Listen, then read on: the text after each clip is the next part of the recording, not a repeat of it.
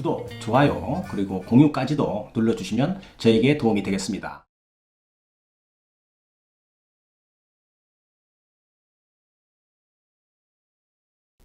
안녕하십니까. 교통사고 합의 전문 채널 유국장TV입니다. 유국장TV는 사고 후에 교통사고에 대한 법률적인 지식이 없어서 힘들어하는 피해자를 위하여 정보를 드리는 교통사고 상담 전문 채널입니다. 만약 유국장TV의 영상을 봤음에도 불구하고 궁금사항이 있다면 911LAW입니다. 카톡 아이디로 문의하시면 교통사고에 대한 궁금증은 모두 해결해 드릴 수 있습니다. 이때 진단서, 사고차량 견적서, 사고 불박 영상, 정밀검사 판독지를 카톡으로 보내주시면 검토해서 상담자에게 답변 드리도록 하겠습니다. 오늘 영상은 저번 영상에 이어서 2023년 변경된 자동차 보험 약관 중에서 상급병실 입원료 지급 기준 개선으로 인한 교통사고 피해자들의 대처 방안에 대해서 공부하는 시간을 갖도록 하겠습니다. 그동안 상급병실이 어떤 식으로 이용되어지고 있었고 향후에는 어떤 변화가 생겼는지 하나하나 알아보도록 하겠습니다. 예전 시행 중이었던 상급병실 사용 보험회사 지급 기준을 보면 2023년 이전에는 교통사고 환자가 병실 사정으로 부득이하게 상급병실에 입원을 하였을 때는 7일의 범위 이내에서는 그 병실에 입원료를 지급한다라고 되어 있습니다.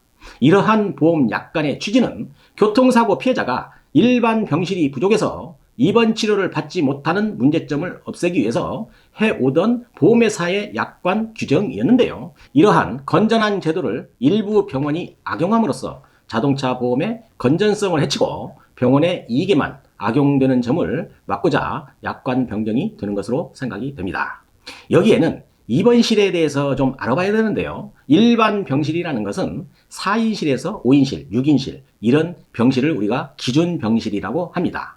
상급 병실이라는 것은 1인이나 2인이 사용할 수 있는 조금 입원 환경이 좋은 병실인데요. 일부 소규모 의원에서는 이를 악용해서 일반 병실을 두지 않고 상급 병실만을 설치했고 교통사고 환자가 어쩔 수 없이 상급 병실을 사용하게 해서 고가의 상급 병실료를 청구하고 있었던 것입니다.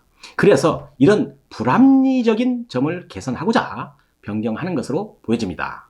2023년부터 개선된 사항은 교통사고 환자가 병실 사정으로 부득이하게 상급 병실에 입원한 경우 병원급 이상에 대해서만 상급 병실을 인정한다. 이렇게 변경을 한 것입니다. 이것은 의원급은 제외하겠다는 뜻이죠. 이 말은 1차 의료기관인 의원 및 한의원은 제외되고 이 뜻은 2차 의료기관인 병원급 이상 30병상 이상인 규모의 병원에서만 인정을 해주겠다는 뜻으로 개인 의원이나 개인 한의원은 이제 상급병실로 청구가 불가능해질 것으로 보입니다. 그동안 이렇게 돈벌이에만 급급해온 병원들 해도 너무 한 점 있습니다. 일반 양방병원이나 동네 정형외과에서는 그래도 심하진 않았지만 몇몇 동네 한의원들은 얼마 전부터 서로 앞다퉈서 병실을 1인에서 2인실로 꾸미고 시설을 아주 호텔급으로 대형 TV도 설치하고 말이죠. 화장실도 딸리게 해서 인테리어를 아주 잘해서 사실 호텔 숙박 개념의 그 금액을 입원비로 받아왔던 것이 사실입니다. 상급 병실료를 받기 위한 편법인 것이죠. 한의원이 치료하는 것보다는 휴식하러 간다는 개념이 맞을 정도로 한방에서 이 상급 병실료의 지급 기준을 악용해서 환자의 치료보다는 돈벌이에만 열중한 결과 이것을 두고 볼 수 없었던 금융감독원의 조치로 보여집니다. 이렇게 무리하게 상급병실료를 받아내려는 병원들 때문에 약관 변경을 한 것으로 보여집니다. 이러한 문제점을 지적하고자 제가 2년 전에 영상화했던 그런 기억이 있습니다. 영상 119화죠. 호텔급 한의원의 허화실이라고 제목을 제가 영상 올렸었는데요. 제 예상이 딱 들어맞은 것입니다. 자기 무덤 자기가 판 것과 다를 바 없는 것이죠. 한방치료의 입원 치료비가 하루 30만 원 정도가 되는 경우도 있고 한방의 통원 치료 또한 1일 치료비가 10만 원이 넘어간다고도 합니다. 이 정도라면 솔직히 교통사고 피해자들이 자신의 돈을 이 정도로 지급하면서 입원 치료나 통원 치료를 하라고 하면 할 수 있겠어요? 내가 돈 내는 것 아니고 보험회사가 다 해주니까 부담 없이 그동안 치료를 한 것입니다. 제도의 허점을 개선하는 것으로 생각을 하고 교통사고 피해자들도 사회적 비용을 줄인다는 차원에서 또는 내 돈이 들지 않으니까 마냥 치료한다는 이유로 장기간 치료를 다니는 몇몇 소수의 환자들이 줄어들 수 있다는 긍정적인 제도 개선으로 이해하시면 되겠습니다. 이렇게 의원급에서 그동안 제도를 악용해서 청구하는 상급 병실료가 줄어들게 되고 건전한 병원 치료 문화가 정착이 예상된다는 점은 나쁘지 않은 변경이라고 볼 수 있습니다. 병원은 치료가 목적이 되어야 하는 것입니다. 자, 그동안에 2023년 이전에 발생한 교통사고 피해자들은 사고가 나면 어떤 병원을 선호하였을까요?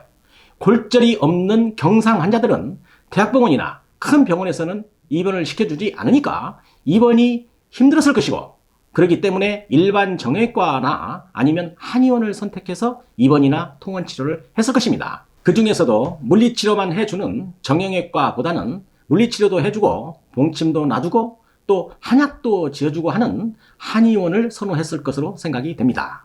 또 이렇게 치료비가 비싼 한의원을 가면 보험회사가 합의금을 많이 준다는 뜬 소문도 있었습니다. 이러한 것들이 그동안의 통계로도 입증된 사실입니다. 일반 정형외과보다는 치료비가 2배에서 3배 비싼 한의원을 선호했던 것은 그 발생되는 치료비를 보험회사에서 대신 지급해 주었기 때문에 별 신경 쓰지 않고 치료를 받게 되었는데요. 2023년 변경된 약관으로는 경상 환자가 치료비 과실 책임주의 적용 때문에 과실이 어느 정도 있다면 치료가 종결된 후에 병원 치료비로 과실상계를 하면 치료해준 병원만 치료비를 받고 더 큰 이익을 보면서 교통사고 피해자는 합의금이 아주 적게 받거나 줄어들 경우도 생길 수 있다는 점도 생각을 해야 하는 경우가 될 수도 있는 것입니다. 한방 치료비가 어지간히 비싼지 다 아실 겁니다. 일반 양방 치료비보다도 2~3배 정도 비싼 겁니다. 이 점을 그동안 교통사고 피해자들도 어느 정도 알면서도 한방 치료를 한 것이죠. 이제 변경된 약관대로라고 한다면 과실이 있을 경우 상당히 불리한 경우가 발생할 수 있으므로 치료하는 문제도 하나하나 따져서 불이익이 발생하지 않도록 치료해야 한다는 취지의 영상입니다. 재주는 고민 없고 돈은 왕서방이 번다는 이런 말도 있듯이 경상 환자가 과실이 있음에도 불구하고 예전처럼 아무 생각 없이 병원 치료비 비싼 한방 치료를 오래 한다면 추후에 합의금 받을 금액이 줄어들 수 있다는 점 꼭 기억해야 할 것입니다. 자, 결론입니다. 이번 2023년 1월부터 시행하는 경상 환자에 대한 보상기준 1호나 방안이 어떻게 제도 정착이 될지 좀 더 지켜봐야 할 것입니다. 아무리 좋은 제도나 법이라고 하더라도 선의의 피해자가 발생하면 안 된다는 것도 매우 중요합니다. 이제 변경된 약관의 시작 단계이므로 보험회사나 병원 그리고 교통사고 피해자의 시행착오가 있을 수 있는 것입니다. 향후 제도가 시행되면서 어떤 장점, 단점이 나오는지를 확인해서 다시 영상화 해드리도록 하겠습니다. 감사합니다. 유국장 TV였습니다.